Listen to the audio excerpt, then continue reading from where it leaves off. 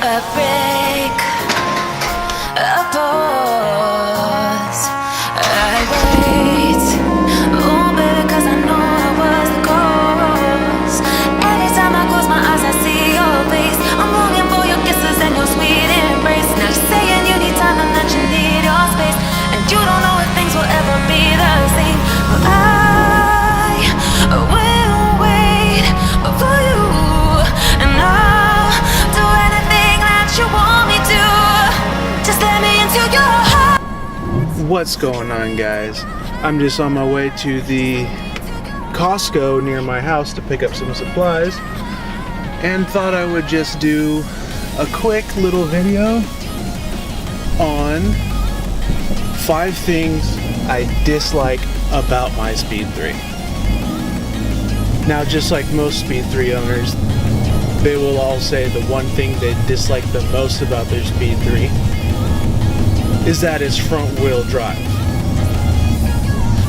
which is slightly disappointing, but Mazda has their reasons for it, you know, mostly to keep it in the price range that they were aiming for. However, as a car enthusiast, you generally steer towards rear wheel drive or all wheel drive first, and the camera is panning automatically. I should probably tighten down this mount that I got here on the windshield. Adding more onto the front wheel drive part, I want to be more specific about why.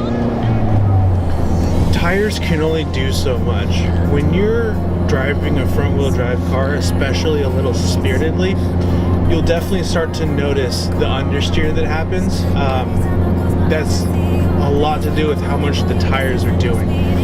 When you consider that the car is turning, braking, and accelerating all from one source, you quickly learn where the tires' limits are. That being said, you can go out and buy fantastic tires. However, don't expect them to last very long. I just wanted to reiterate more about the front wheel drive aspect, especially on a car that puts out this much power to the front wheels. It definitely has its downsides. The second thing I don't like about my Speed 3 definitely would have to be the interior. Let me turn off my Valentine one there. Not because of the layout or anything, or the feel of it. It's mostly just because of this two-tone right here. If you look right here, see how this is all like white and gray and this is all black? I just wish that they would stick with one consistent color throughout the car. So one of my plans to eventually do with this car is to, make this all, one color in here instead of this like weird two-tone. You have to understand, once again, this is a Mazda, not a Mercedes. So, to keep the price down, they did have to skimp in some areas, which is understandable. A lot of people will say that they don't like the seats and the little red and little polka dots all over everything. However, when you're driving this car and you're looking out the windshield, you don't see it. The third thing I do not really particularly like about this car is the shifter. Now, on my car, I do have, the shifter bushings and the short shifter and everything to try to sharpen it up a little bit. However, because this is a front wheel drive car and the transmission is up front, it's ran by a cable, and no matter what kind of setup you do, even if you do go with the full $400 short shifter assembly that is here, it still doesn't feel as crisp and as like a bolt rifle as, say, a rear wheel drive car does, because this is ran by a cable.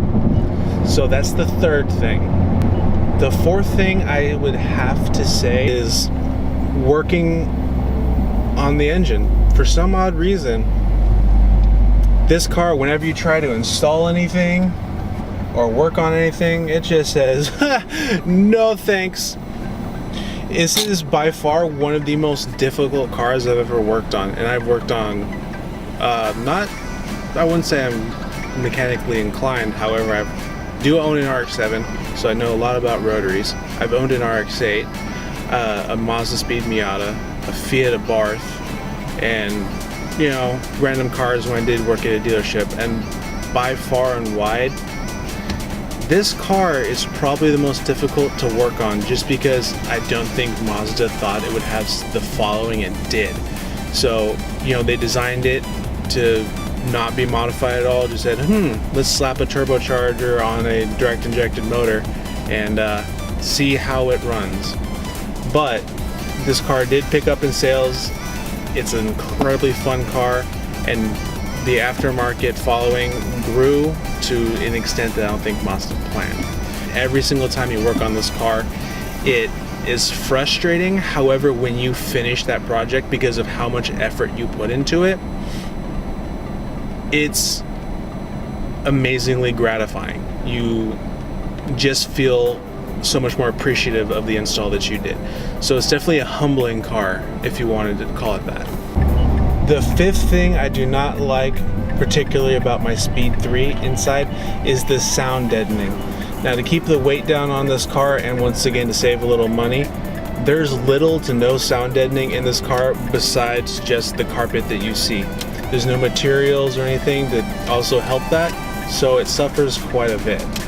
Now, when I'm outside the car and I have my music on inside, it is just as loud outside of the car as it is inside of the car. Now, don't forget, guys, this is 5 things that I particularly do not like about my Speed 3. Not Mazda in general, not Speed 3s in general. These are just little qualms that I have about the car.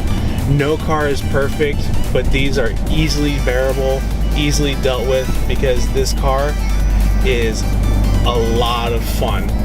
And I enjoy, for the most part, besides sitting in traffic, driving this car around and just having a ball in it. Thank you guys so much for watching the video. If you like it, give it a thumbs up and subscribe. And thank you for all of your support. Oh, that's a big dip.